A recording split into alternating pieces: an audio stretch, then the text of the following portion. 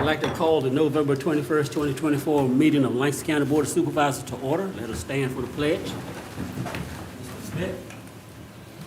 I pledge allegiance to the flag of the United States of America and to the republic for which it stands, one nation, under God, indivisible, with liberty and justice for all. You may be seated. Before I open up the meeting for public hearing, I want to make this announcement in our, not public hearing, but public input. In our public hearing section, we have applicant number 3 for a special exception by Robert C. and Meredith D. Shields to operate an unlimited short-term rental at 724 Benson Road, has requested that this be postponed to a future date. So this has been postponed, so we will not discuss that tonight. So at this particular time, we get ready to open up our public input session where you talk about some things that are not on the agenda, and you have 3 minutes, and at the end of 2 minutes, I will hold this up, letting you know you have 1 minute left. At this particular time, yes. Mr. Chairman, will the Shields matter be postponed until the next board meeting? We're not certain if it'll be December or January. That's why it'll be a future date. Then you have to re-advertise? Yes. Right. All right. So. Thank you. Yeah. You can postpone it to the next board meeting, you would have to re-advertise. Yeah. Okay. All right. All right. So where are we? All right. Public input session. As I said, anything that's not on the agenda, you can talk about. And we have 3 minutes. And at the end of 2, I'll hold this up. All right. The public input session floor is now open. Yes, ma'am. Good evening. I'm Catherine Bennett. I'm a resident of District 2 and have been a real estate broker in Lancaster County for nearly 20 years and selling real estate in the area for 3 decades.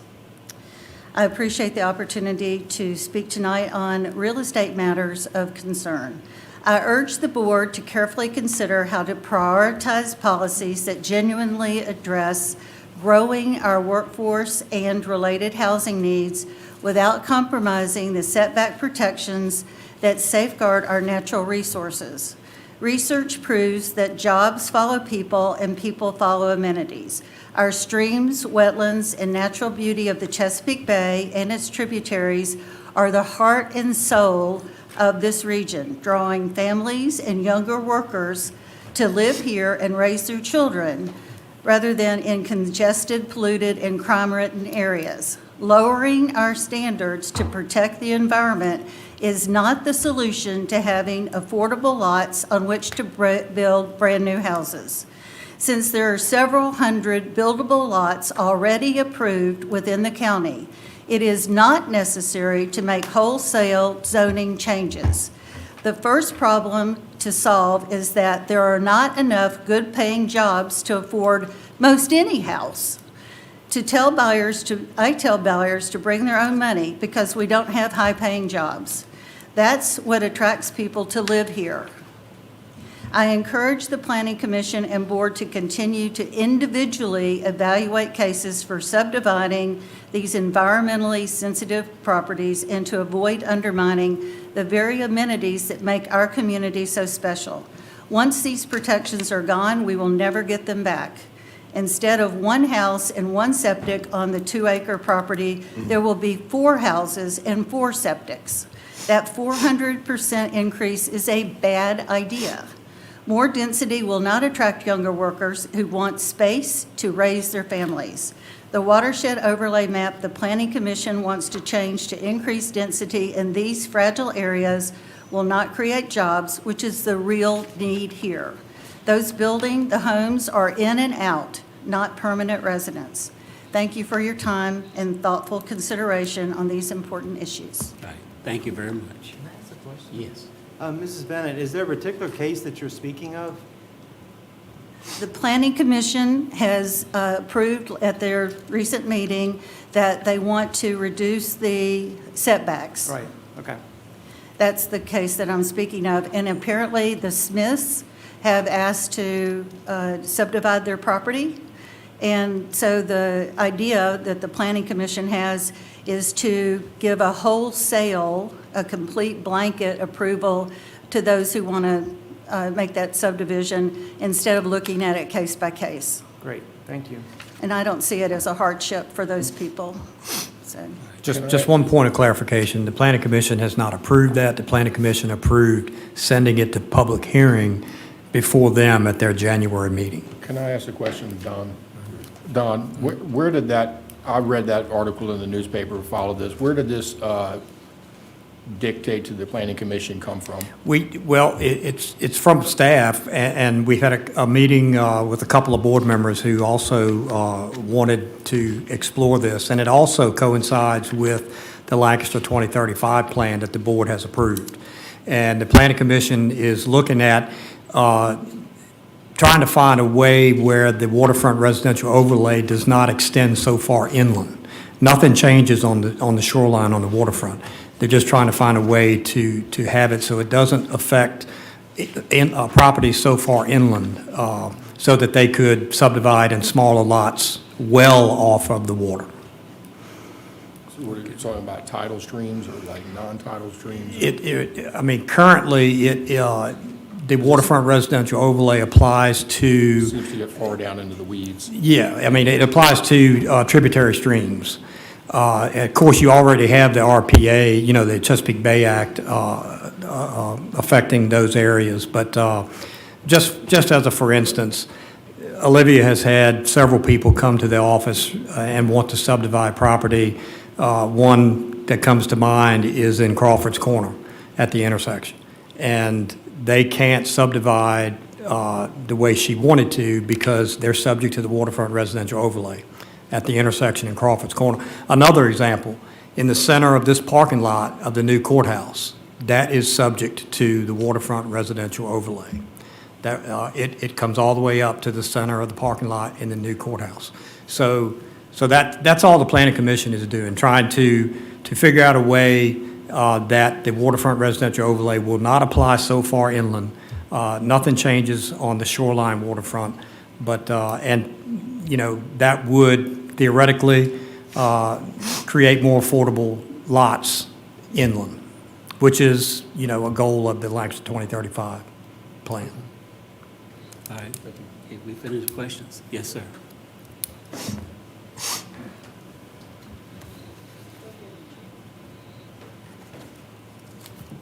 Charlie Costello, District 2.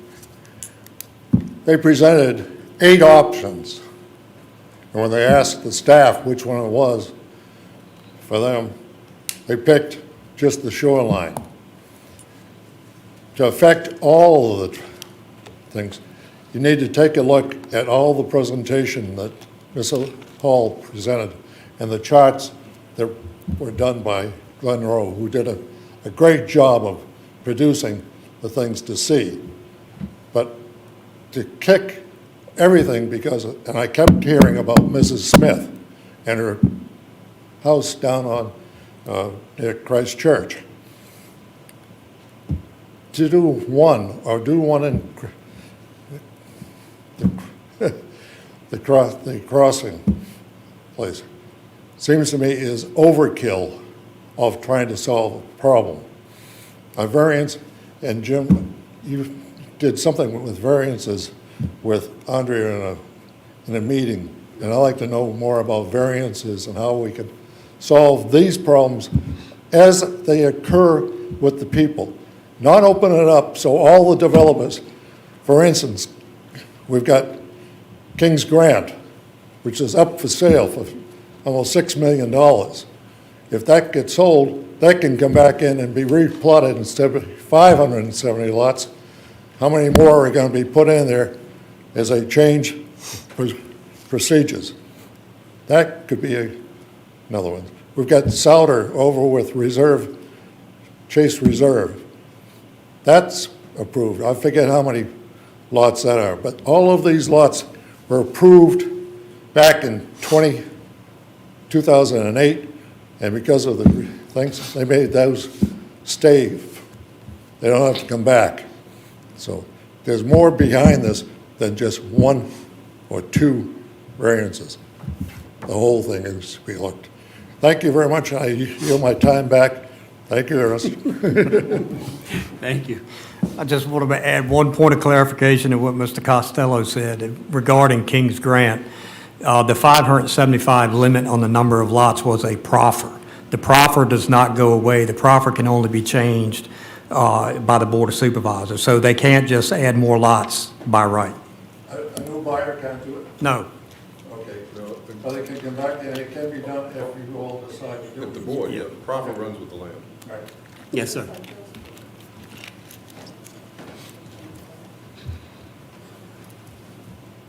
Good evening, Greg White. I don't know what district I'm in, I forgot, but I'm on Quarters Cove Drive.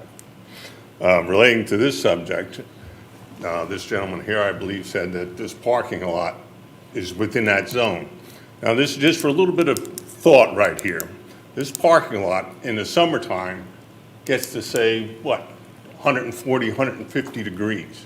Now you have a thunderstorm comes, boom. Anybody who's had tropical fish or fish, all that water that hit that parking lot now runs down into these freshwater streams and goes into the waterway. So to say that you want to change everything, oh, it's not on the waterfront, that's the most critical part of the bay, is all the marsh areas and the small streams and everything that runs into the bay. It's actually more important than the so-called waterfront. I'm no genius in this, but anybody who has even just begun to think about it. I live on Quarters Cove, and when I bought that property 25, 30 years ago, Quarters Cove was a small stream that ran all the way up to Black Stump. You couldn't get a kayak in there. They stripped the trees about 6, 7 years ago on both sides. That little stream is now 40 feet wide. So when you say it's not going to matter because you're going to change, you know, these bigger lots and now you're going to double them, triple them.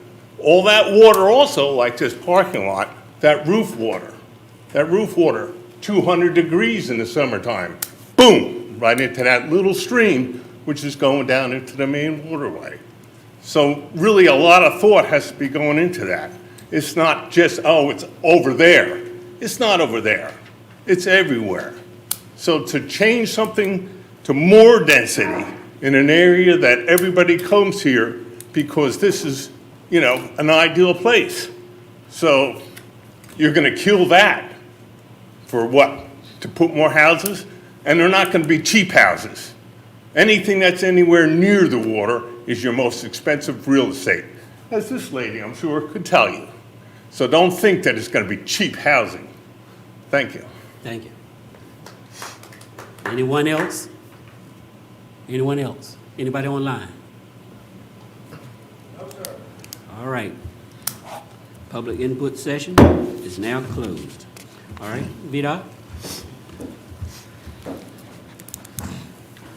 Good evening. It's good to be with you all. David Beal, resident engineer in the Northern Neck. I've taken a month or two hiatus from you all. Mike's been filling in. It was good to be back. Good to see you all.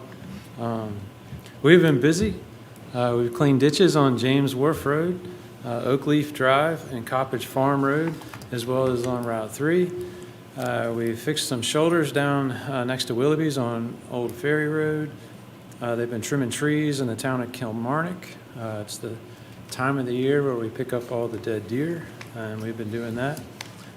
We fixed a slope on Route 3 near the funeral home, and we've been keeping up with potholes, sign repairs, and work orders countywide.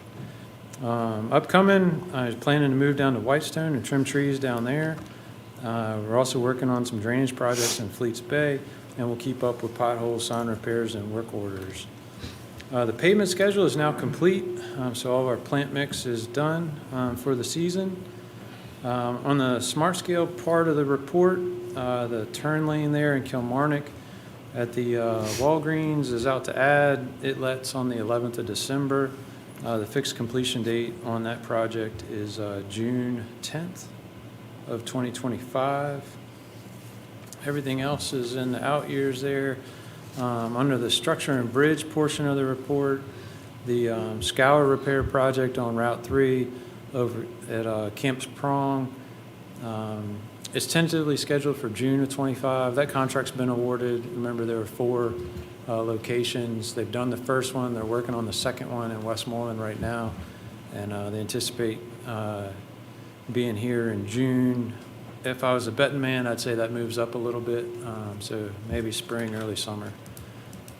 Oyster Creek Bridge replacement, you probably start seeing some construction with utility relocations in the spring. That's a design-build project, so that design is well underway, but we'll probably start moving some dirt with utility relocations in the spring. The message boards down at the Norris Bridge, we got those trees down. We had a time of year restriction on tree removal that ended on the 15th of November. So we were able to get those trees down this week, and we'll be wrapping that project up here shortly. And the only other thing I have is just a reminder that the public hearing for the Norris Bridge Replacement Project environmental study is on December 10th at Lancaster Middle School from 5 to 7 p.m. And that's everything I have on my report. If you all have anything for me. Any questions, gents? I just have a comment. Thank you for the update on the Norris Bridge message boards. And also thank you for sending me the information on the cost of that on the previous thing. I figured you were avoiding my wrath on this, why you hadn't been here for a couple of months. It's just the schedule. This project is just hard to get behind. It's just, no one asked for this. It doesn't seem to make much sense to build signs to notify you about information going on to a bridge right when you're getting onto the bridge. It's very frustrating, and I think this project kind of demonstrates why people are so frustrated with their government. We get $192,000 to work on our roads for a 6-year improvement. If we want to do bigger improvements, we got to go through a convoluted, smart scale project. If we get awarded, it takes 5 years to get the project done. But somehow, somebody sitting in an office somewhere in Fredericksburg or Richmond can say, oh, well, I think they need message boards down there for their bridge. Let's spend $1.1 million. That's frustrating to people because we can't get our roads fixed or can't do stuff that we want to do around here because we don't have enough money because we only get $192,000. But some administrator can decide to spend $1.1 million on signs that are going to serve absolutely nobody because it doesn't do you any good to find out about information about the bridge when you're on the bridge. So that's my wrath of this. I mean, I just think it's a ridiculous waste of taxpayer money, and that VDOT, as a steward of the taxpayer money, should have more sense to spend money than to waste money like that. How do you feel about the signs, Jason? It's not just about the signs, it's just the symbol that the signs. It's the process. It's the symbol of the process, the way it goes about, like how so much money can be spent by administrative right, but yet this board can't hardly get anything done when it comes to big projects unless we go through this big smart scale, or anybody.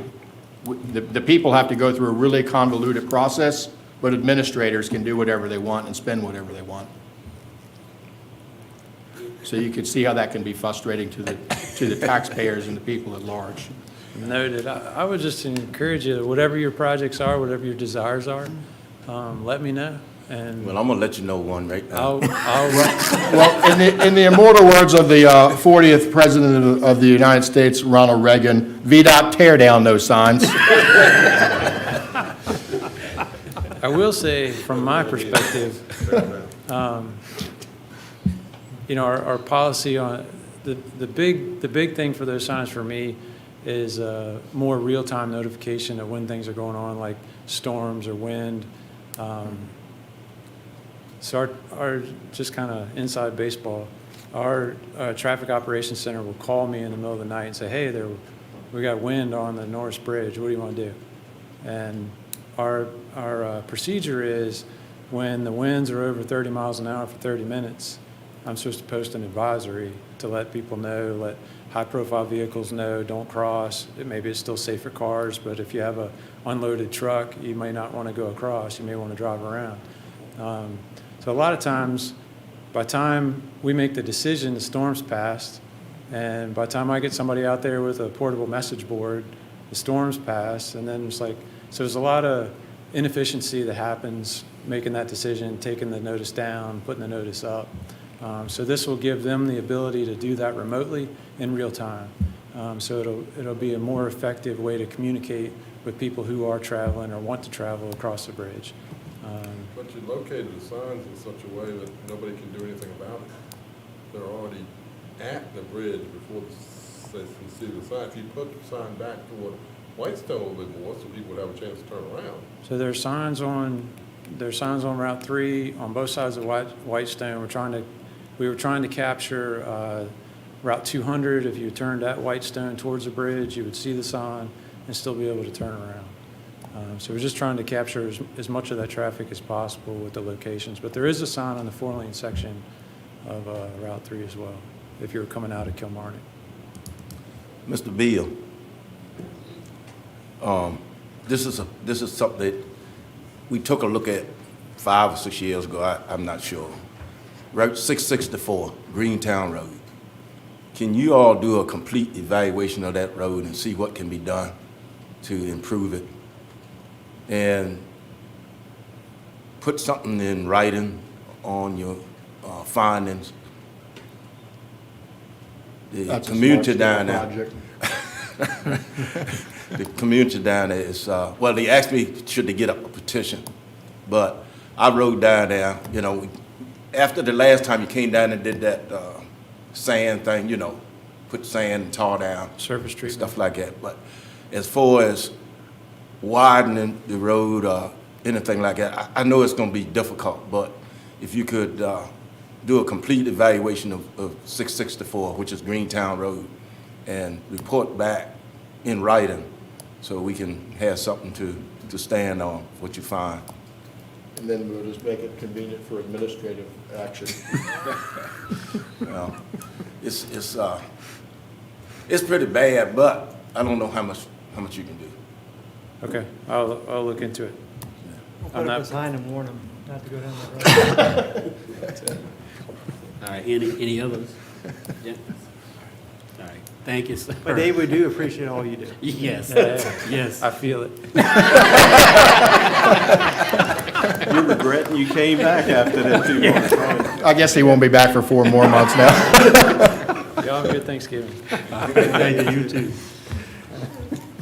All right, we now have presentations, the Virginia Association of Counties. Mr. Gill, you want to say something in the beginning? Well, I mean, no, I didn't know. I mean, Okay, this is Joe Lurch, representative from the Virginia Association of Counties, and he's here to present us with an award. So good evening, Mr. Chairman, members of the board. Pleasure to be here. So I'm Joe Lurch. I'm Director of Local Government Policy for VACO, and I'm here to present you your award and to get a picture. But just a little bit for your constituents who might not know much about the Virginia Association of Counties. We go by VACO. We've been around for 90 years. This is our, we started in 1934. And we chiefly serve our members through advocacy and education and business development. And we're there in Richmond for you and sometimes at the federal level to represent your interests. And we appreciate all that you do to participate in VACO. A little bit about the Achievement Awards. This was established in 2003, and it's really to recognize counties that have adopted innovative approaches, providing public services, identifying problems that could serve as models to other counties to emulate. So today, with our 22nd Annual Achievement Awards program, just a little bit about this year's award. We had 145 entries this year. That's a record. Wow. And it keeps getting more records year after year. There were 45 winners selected from 32 counties. So if you do the math, it's truly a competitive program because only 31% of counties were selected as winners. This is Lancaster's second ever Achievement Award. You did get an Achievement Award in 2016 for the Virginia River Realm program. A little bit about just the selection criteria, and I kind of touched on this a little bit in my introductory remarks. The first thing, does the program offer an innovative solution to a problem, situation, or delivery of services? Second, does the program promote intergovernmental cooperation or cooperation with other local, state, federal entities or private enterprise were really your citizens, which I think this award will illuminate in addressing that problem. Does the program provide a model that other county governments can learn and implement from? And is this program based on programs from another public or private entity, but representing an innovative approach to customizing it for your local government? So the award here is for Lancaster 2035. I'm not going to go into the details because I think Mr. Bateman's going to talk a little bit about that, especially for those here in the audience and those watching online. But in going over that application, I noticed, you really involved the citizens, starting in 2019, with your Citizens Business Relations Advisory Committee. I guess it goes by CBRAC, is what you call it. But you really involved them in the process and bringing all members of your community.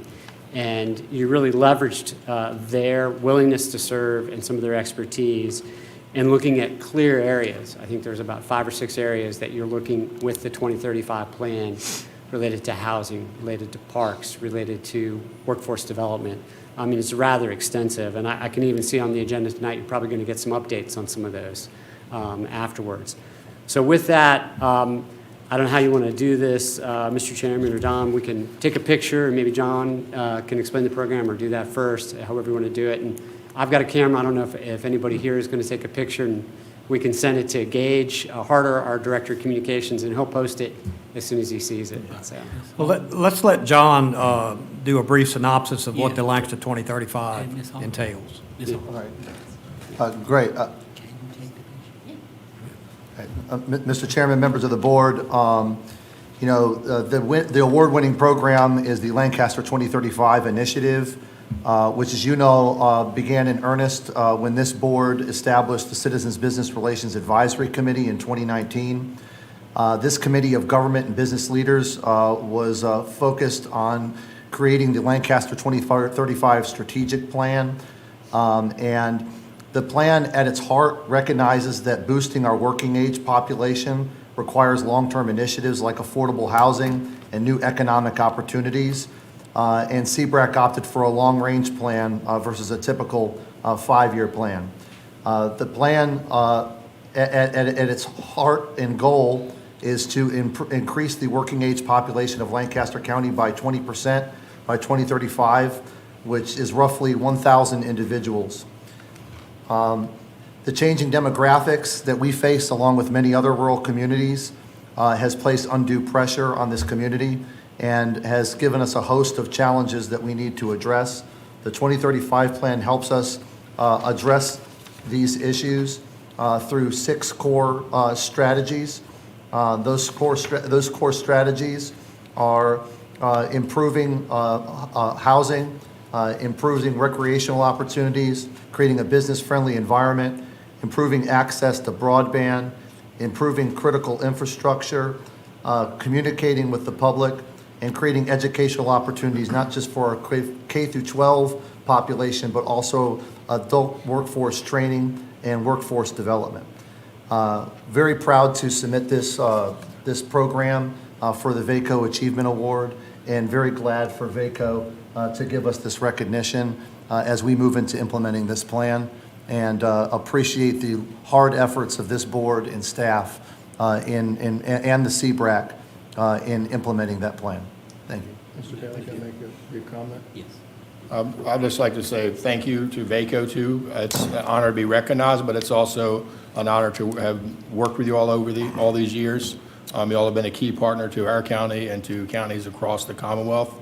It was a cold day in February of 2015 when we really started the initial planning of this, when we met for our first board retreat ever up in Westmoreland at Stratford Hall. Mr. Lee was there, myself. It was cold. Ernest was not there. Bill and Craig were not on the board at that time, but Wally Beecham was one of the other members of the board that was there. And we all contributed to that initial plan, but it was definitely a very cold day, and it felt very much like back in colonial times when they would have been away somewhere working on future plans for the nation. being there in Stratford Hall on that really cold day. But thank you, and thank you for the honor to be recognized, and we look forward to hopefully winning more in the future. I'll come back. I like the food here. All right, Jim, let's go down to receive. Ms. Bateman? Ms. Gill? Yeah, I think they want us in this.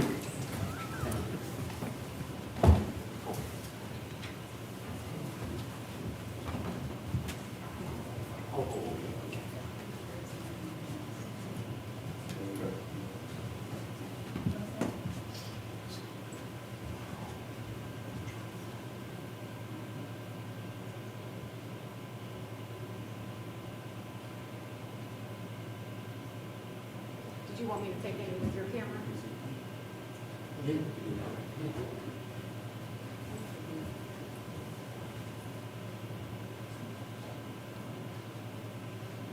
Okay. Good.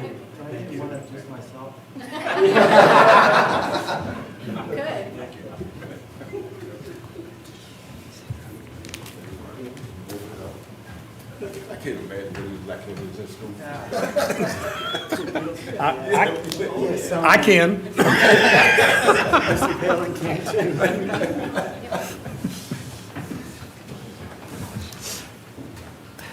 Thank you very much. Thank you. That's nice. Okay, school construction and activity updates. Mr. Pittman?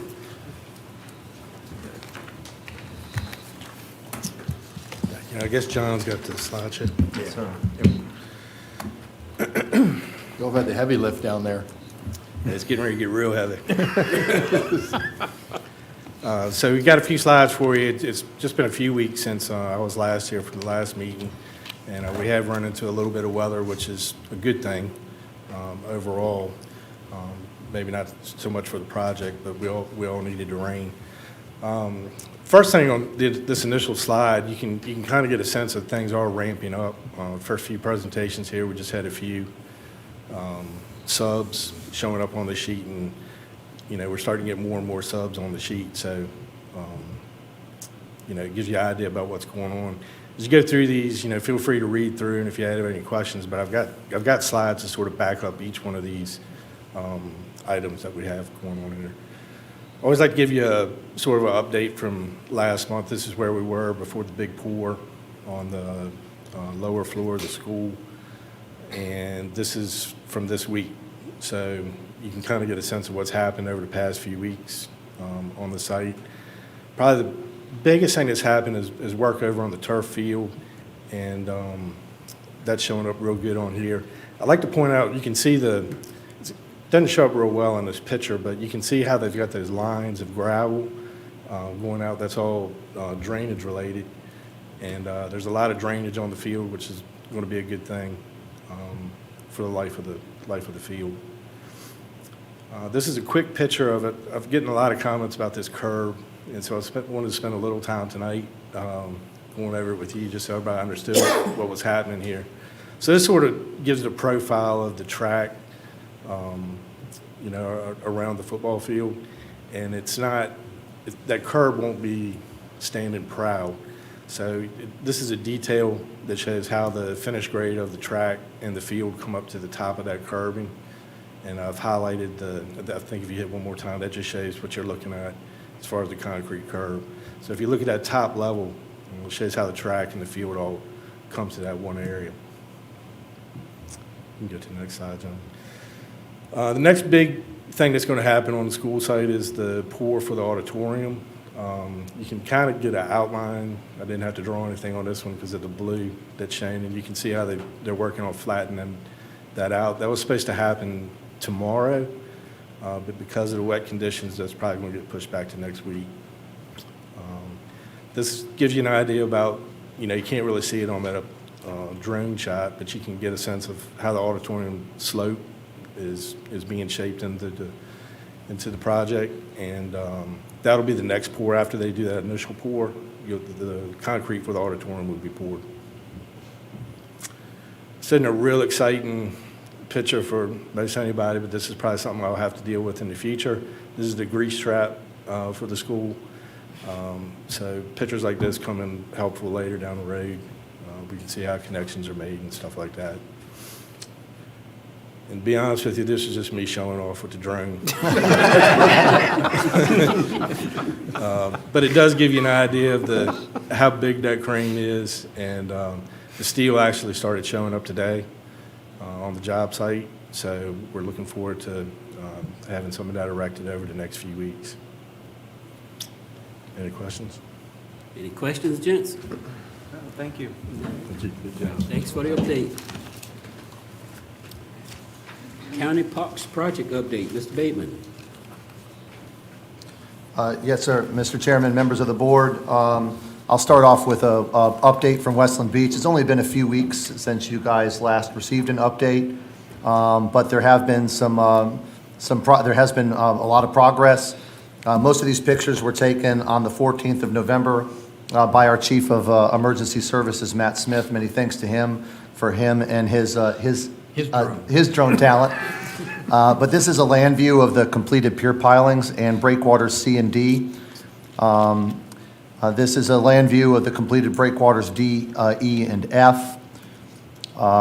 Aerial view of the completed breakwaters E, F, and G. An aerial view of the completed pier pilings and breakwaters A, B, C, and D. And this is an aerial view of the project looking northwest. This is an aerial view of the project looking north. And finally, a wide-angle aerial view of the project. Phase 1 completed to date. The riprap groin removal is completed 100%. Concrete and debris removal is completed. The breakwaters are completed. Beach nourishment with imported material has been completed. And the fishing pier pilings have been completed. Remaining to be completed are the fishing pier and ramp, decking and railing, channel markers, channel dredging, dredge material preparation, beach nourishment with dredge material, and then the beach revegetation. And those activities would close out Phase 1. And I believe Phase 2. Yeah, we talked about Phase 2 at the last meeting, going out to bid in January, I believe. I don't have that information in front of me, or February, but our next meeting with the architects and engineers is on December the 9th, so we haven't had a chance to meet with them since your last meeting. So we'll have an update at the next meeting on December the 12th. And we'll have a more substantive update on the other public access recreation projects at that time. Right now, I'd like to provide you just a brief update of the Triway Trail. This is from information provided to the Triway Trail Board just today. The Triway Trail Board welcomed 3 new members, myself, Marshall Sieber with the town of Kilmarnock, and John O'Shaughnessy. All 3 new members bring their own experience and expertise to the project as we move further along into implementation. The current construction focus is on the completion of Phase 1A, the Harris Road connector, specifically the last 40 feet or so between what was already been established and the bridge. Current planning focus is on the development of a budget and scope of work for Phase 1B. That's in Hills Quarter, and that's utilizing the Warner funds through VDOT. And VDOT has been very helpful in navigating that portion of the project. We recently applied for, as a board, VDOT Ready, Set, Go grant. Actually, the county, on behalf of the Triway Trail Board, applied for a Ready, Set, Go grant with the intent of developing a VDOT Transportation Alternatives Program grant to fund future phases of the project. And we're currently working on acquisition of land to develop Phase 2, Kilmarnock to Harris Road. And there is an actual piece of land that we're actually very seriously considering as a board that would give us about 40% of the land needed for Phase 2. And that concludes my updates. Okay, any questions? Okay, thank you. I have one quick question regarding the cameras. Are you going to update on your board report on that, or? We have not got those installed yet, but we're working on it. I mean, Put out the bid, did you get signed? yeah, I got 3 bids. Did you sign the contract? Yeah. All right, sounds good. All right, now we're moving over to a public hearing, application number 1. Mrs. Pruitt? The first application is by Daniel and Susan Nestor, who are applying to operate an unhosted short-term rental as required by Article 29 of the ordinance. This property is zoned R1 Residential General and is located at 1541 Cox's Farm Road, Weems, in District 5. To support their application, there are added materials in your packet, of which are their health department permit, which provides for an approval of a 4-bedroom home. However, in that document, the health department has limited the maximum number of occupants to 6 persons. Based on this and our ordinance, the applicant may provide accommodations for 6 adults and their minor children. The applicant has also provided a parking plan showing adequate parking, which is also included in the package, in addition to proof of their insurance in an amount in excess of the required $500,000. There's also a certificate of occupancy that at the time that this was written, they had not done it yet. It had been scheduled, but it has since been done and it has passed. So we do have that on file to date. And the short-term rental is registered to operate with the county and is current on their payment of their transient occupancy taxes. To date, as well, there have been no complaints on file regarding the short-term rental. However, there have been public comments submitted in response to this public hearing, and those were provided to y'all before the meeting started there for you. That's pretty much it. Okay, good. Is the applicant here? Do you like to speak?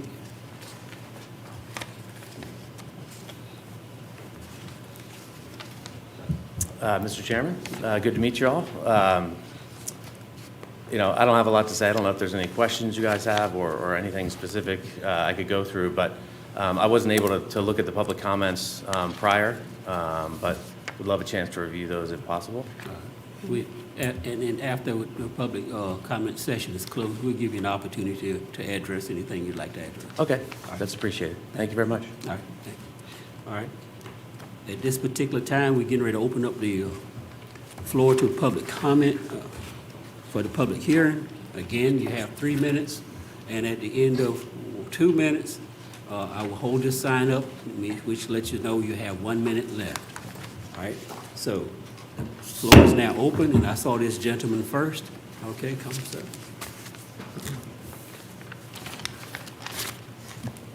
Yeah, good evening again. Greg White again. The only comment I have on this is I live approximately 600 feet from this residence,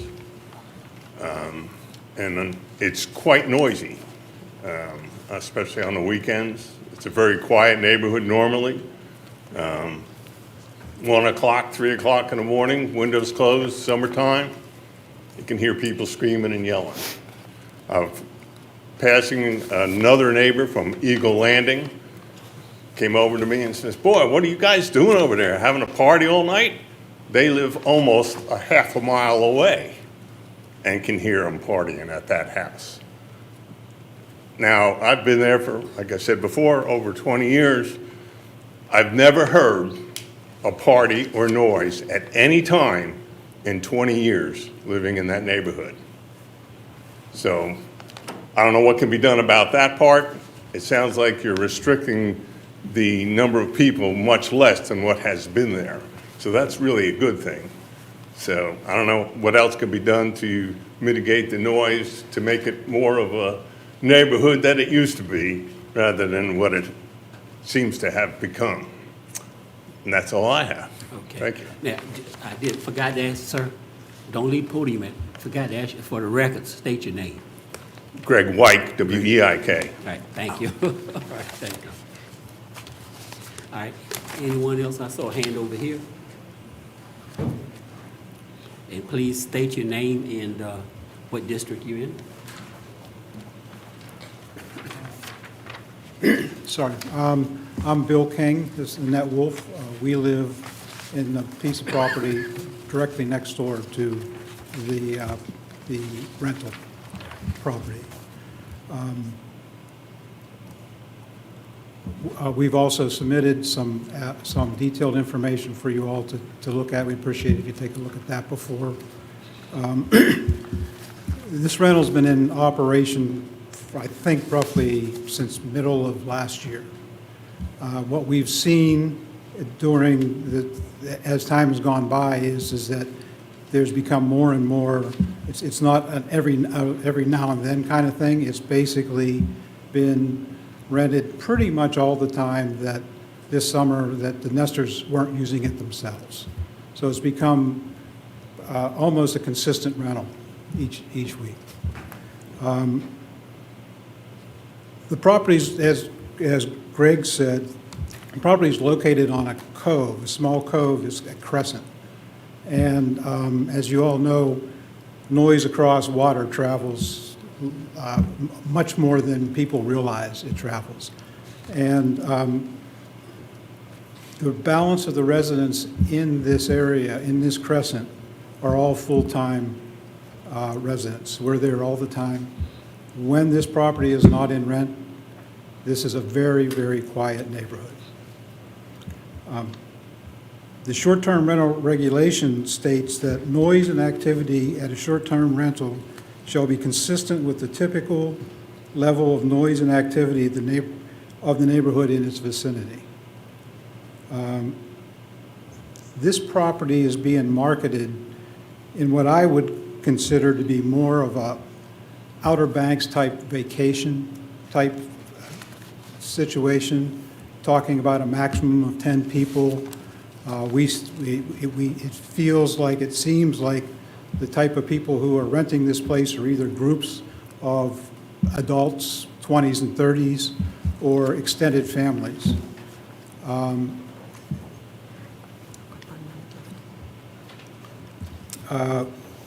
What we're saying is that this is not happening in a manner in which it's the same as what the normal neighborhood is like. And there needs to be things done to either reduce this disruption or to have this, or to not approve this rental. If you're going to approve this rental, please take a look at some of the details we gave that provide some recommendations that we think would need to be taken care of. All right. Okay. Thank you. Anyone else? Yes, sir.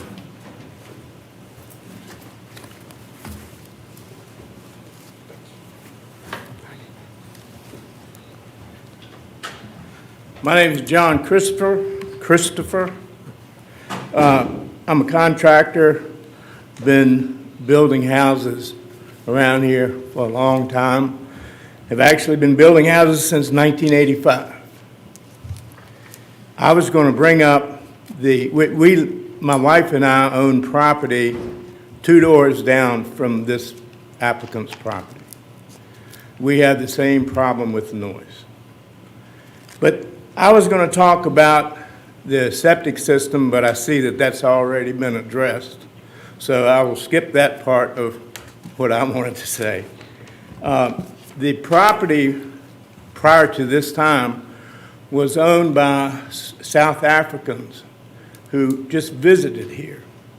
They bought this property to house their relatives and friends when they visited. So they renovated the main house and they converted the garage to sleeping quarters for the grandkids and other relatives. In addition to that, they bought another house up the street for their butler. So they did a lot of stuff down in Cox's Farm Road.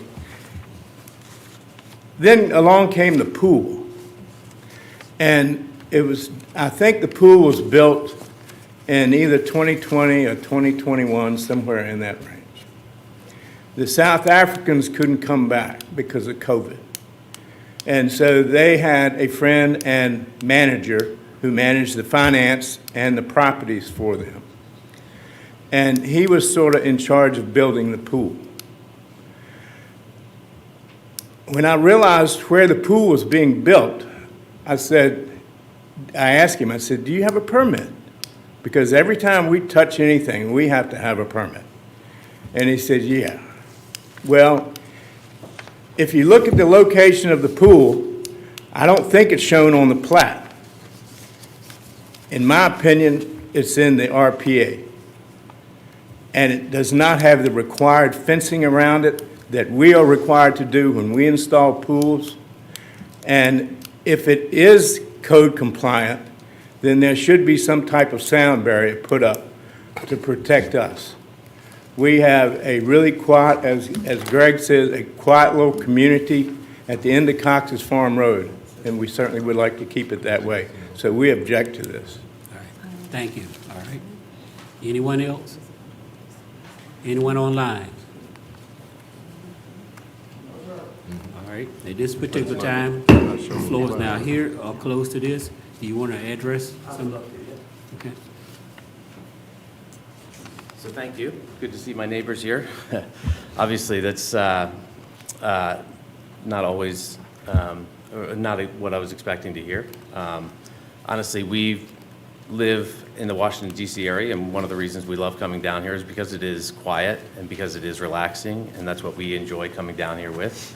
We bought the property with the intent of eventually moving down here and retiring here.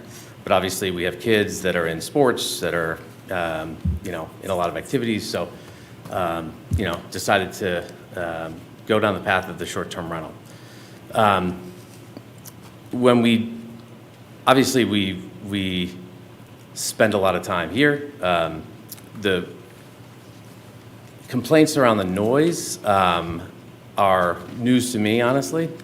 I've talked to Bill, Mr. King, one time this summer. He said that there was, it was pretty loud. That was at 6 o'clock in the evening.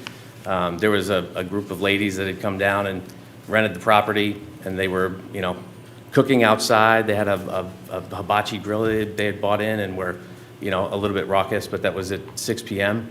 The notion of people at 1 o'clock in the morning, 3 o'clock in the morning is news to me. We do have a noise monitor. We've never seen it go off at that point. I'd be more than willing to work with my neighbors to come up with reasonable solutions around that. But the noise complaints have not made their way to me until this hearing. So, again, I'm open to suggestions for how to mitigate that. The septic is something that was, it's a 4-bedroom septic that is for 6 people. That was, again, something we just realized. So we actually reached out to the inspector that did the septic inspection, asking how, why a 4-bedroom septic would only be certified for 6 people. So we're still investigating that, but we'll certainly modify the listing appropriately from that regard. So, obviously we want to be good neighbors to everybody. That's not the intent, is to come to a hearing and have everybody talk about the negativity of us moving into the neighborhood. That's not the intent. So we're looking for reasonable ways that I'll address this with the neighbors directly and talk about ways to mitigate some of the noise complaints that are out there. So, board members, do you have any questions on Mr. I have Nestor? a question on it. You say you have a noise monitor. we do. How does that work? The ins and outs of it are a little bit mysterious to me, but it detects a certain decibel level, and then it gives an alert if you're over a certain decibel level. Alert who?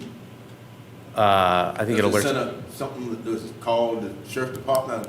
I don't think it calls the sheriff department. I don't think, but who is I think it goes to our property manager, Maria. I know you've closed the public comment period, but if I may address. You with the applicant, come on. Yeah.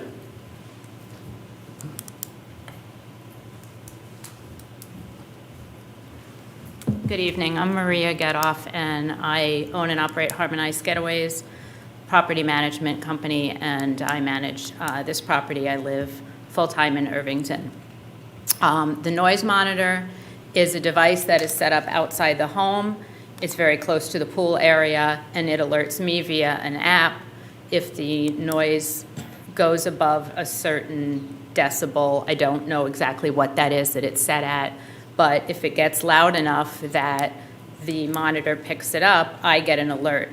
The situation Mr. Nestor addressed just now regarding a group of young women who, they had hired a hibachi chef to come in, and they were outside, and it was 6 p.m. They were, one of the neighbors complained to them directly. They contacted me. I drove over. I told them to keep it quiet. I'm very on top of this property. Again, I'm close by. I'm very happy to work with any of the neighbors. But I have, when I took on this property, I specifically went to each of the adjacent neighbors, introduced myself, gave my card, said, please get in touch with me if you have any issues. So I just want you to know that it's a very well-managed, if I may say so myself, property, and we're on top of any complaints that we receive.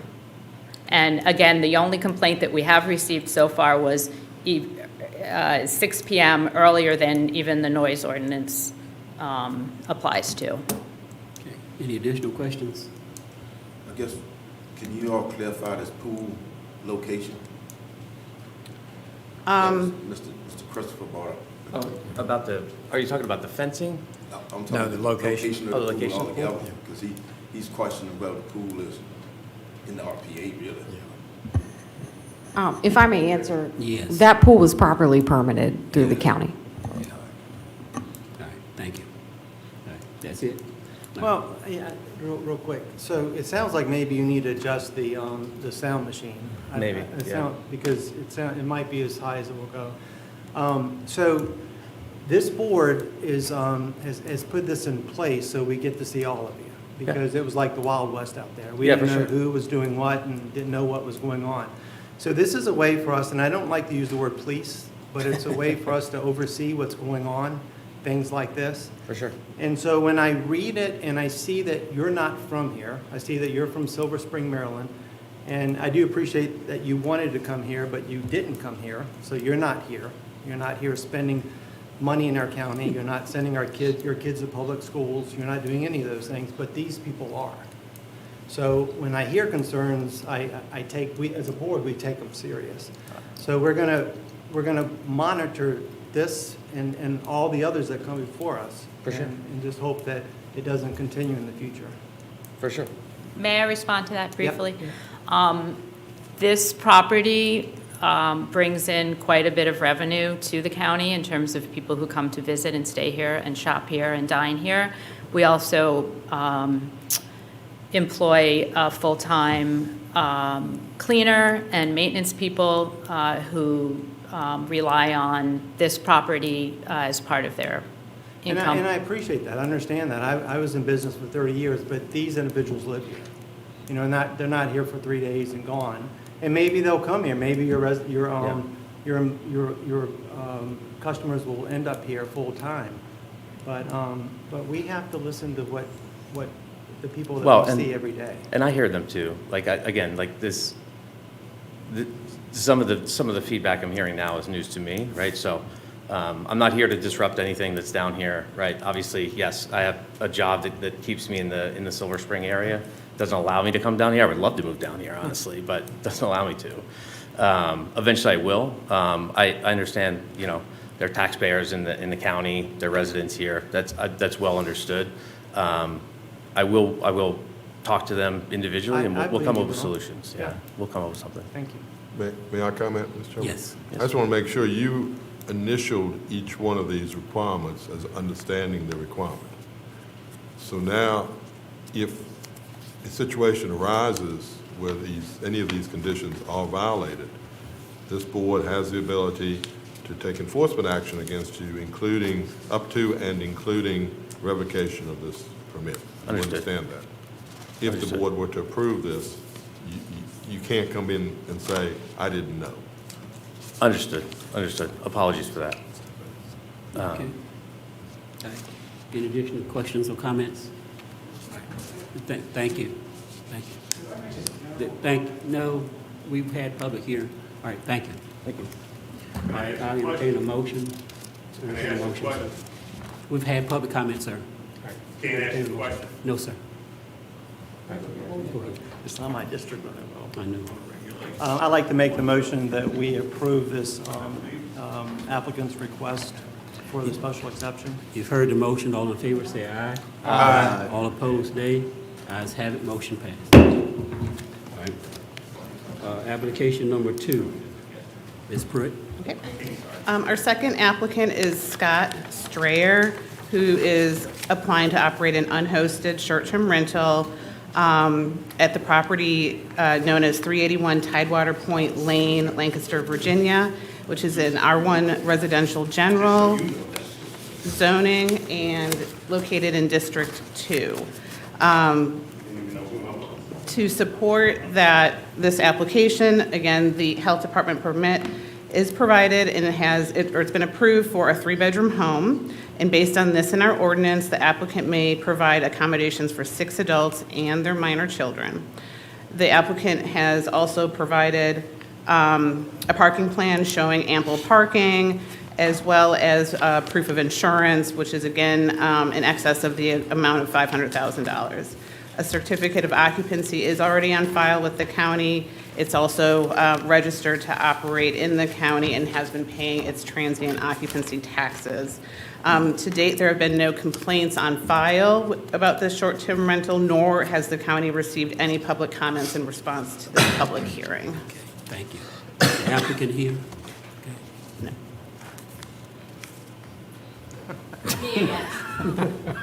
You are busy.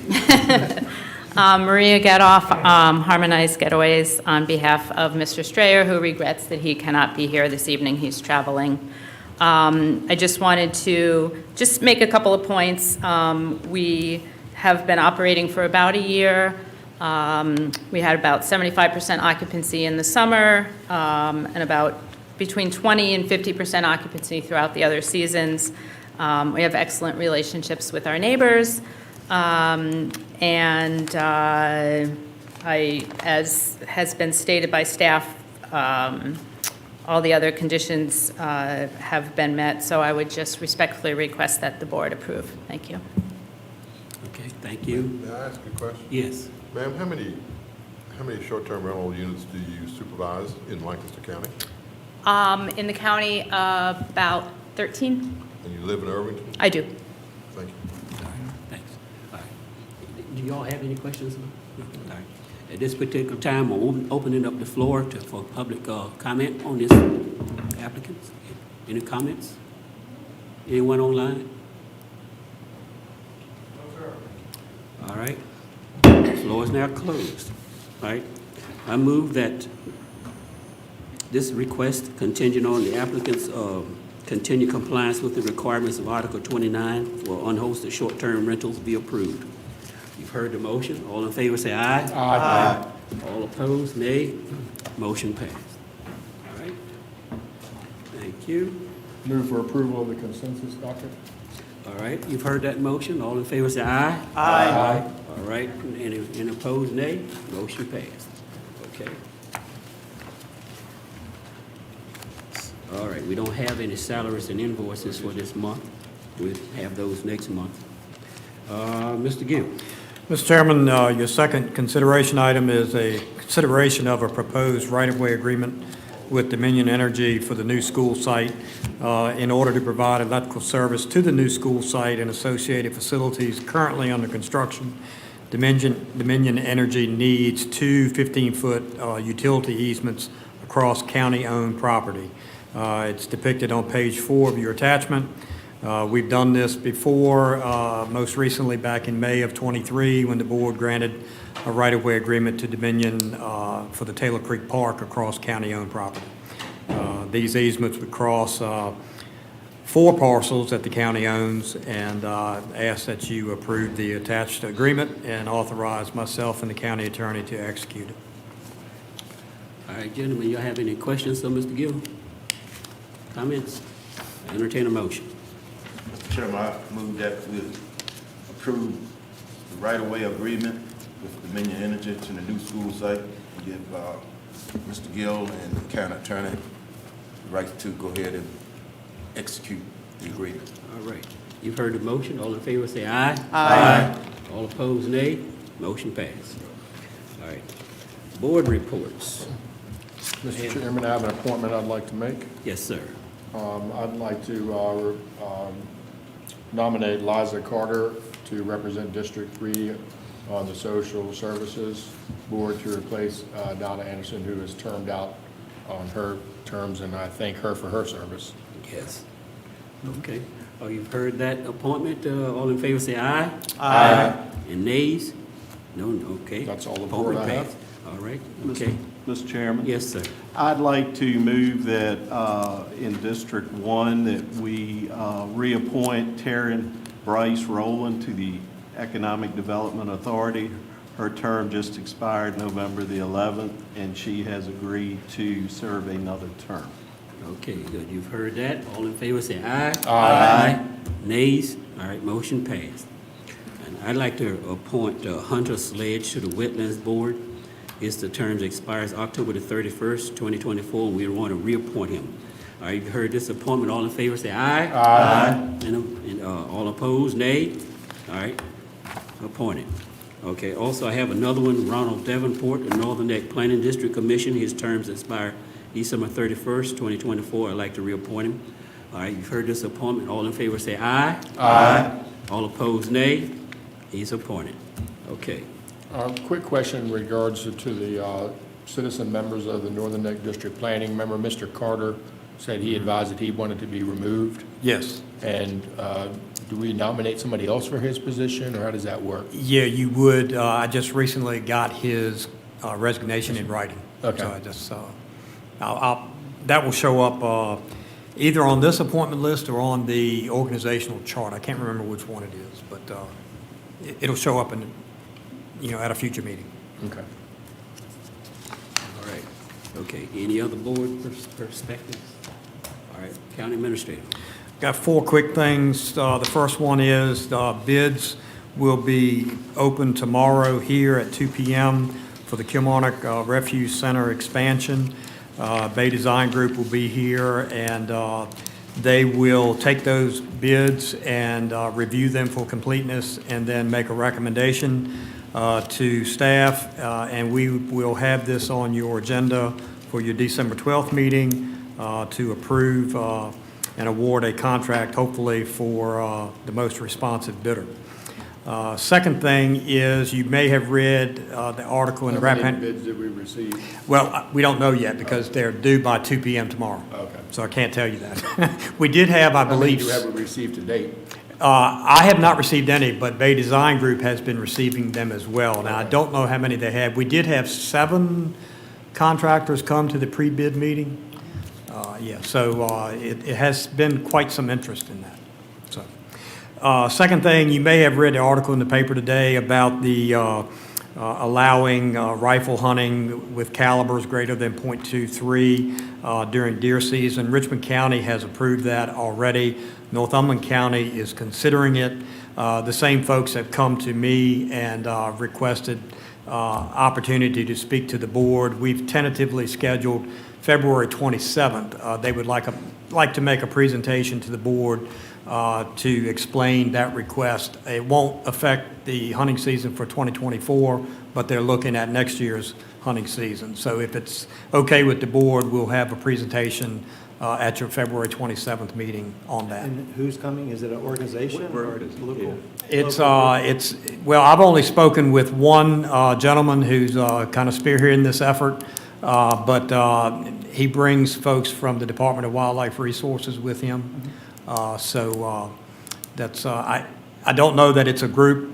He tells me that it's a lot of hunters out there who are requesting this, and I told him that it would help if the board chooses to go down this road and send an amendment to the ordinance to public hearing at some future date to have folks that want that to come to the meeting. But all I'm asking right now is just for a presentation at the February 27th meeting from this fella and whoever he brings with him to explain what they want and why they want it. So is this a local ordinance?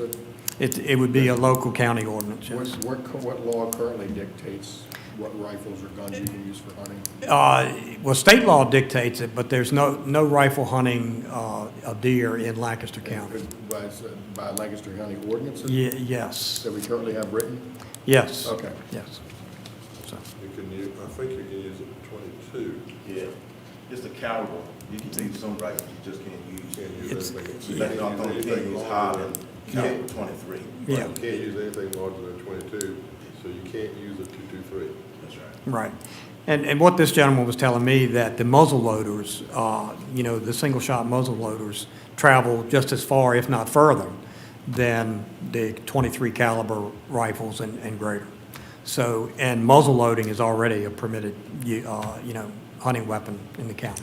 There's no way that a 50 caliber muzzleloader has the same distance as a AR-15. Maybe AR-15, but maybe, you know, Well, that's a 223 basically. yeah. So I'm just telling you what this guy has told me. So, I'm not a hunter, but what good of deer hunters use? It's always been puzzling why What we does- allowed muzzle loaders and did allow, you know. What does something that, like- what do deer hunters use? What, In License 22? County, shotgun Shotgun, or muzzle loader, or bow and arrow. Muzzleloaders. Yeah. Shotguns with slug. Well, there's a big difference, in my opinion, between a 50 caliber muzzleloader and a 30-06 you can put 50 bullets in. Yeah, but, you know, I'm just repeating, and like I said, it's tentatively scheduled for February 27th.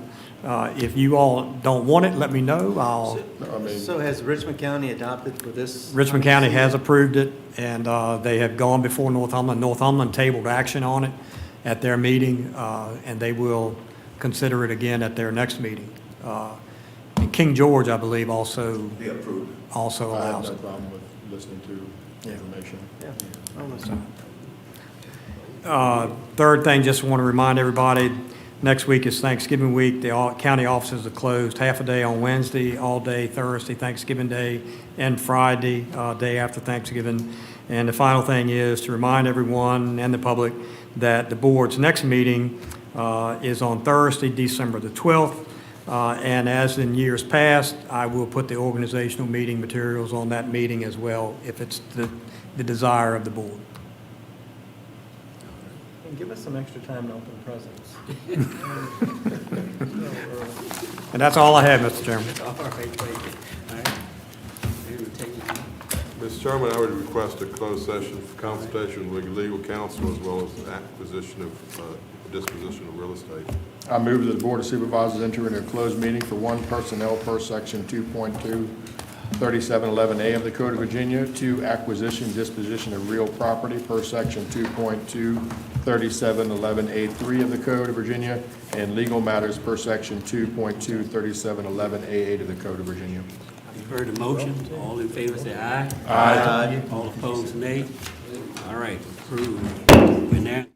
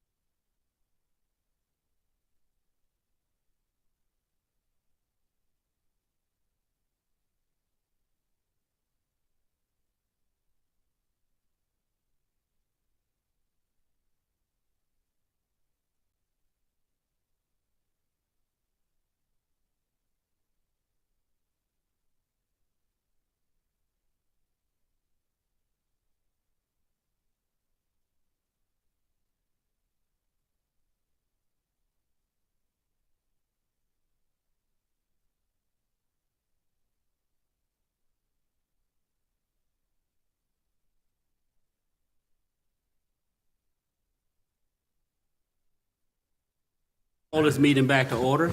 I move that the Lancaster County Board of Supervisors adopt the following certification resolution. Whereas the Lancaster County Board of Supervisors convened in a closed meeting on November 21, 2024, pursuant to an affirmative recorded vote on the motion to close the meeting to discuss personnel, legal matters, and acquisition disposition of a real property in accordance with paragraph 2.2-3711.A.1 and 2.2-3711.A.8 and 2.2-3711.A.3 of the Virginia Freedom of Information Act. And whereas section paragraph 2.2-3712D of the Code of Virginia requires this for certification by the Board of Supervisors that such closed meeting was conducted in conformity with Virginia law. Now therefore be it resolved that the Lancaster County Board of Supervisors hereby certifies that to the best of each member's knowledge, number one, only public business matters lawfully exempt from open meetings requirements under the Virginia Freedom of Information Act were heard, discussed, or considered in the closed meeting to which this certification applies. And two, only such public business matters as were identified in the motion by which the closed meeting was convened were heard, discussed, or considered in the meeting to which this certification applies. Before a vote is taken on this resolution, is there any member who believes that there was a departure from the requirements of number one and number two above? If so, identify yourself and state the substance of the matter and why, in your judgment, it was a departure. Hearing no statement, I call the question. Mr. Bellows? I certify. Mr. Lee? I certify. Mr. Giese? I certify. Mr. Smith? I certify. And I, Palin, I certify. The resolution is adopted. I now entertain a motion. Move to adjourn. All right, if all in favor, say aye. Aye. Aye.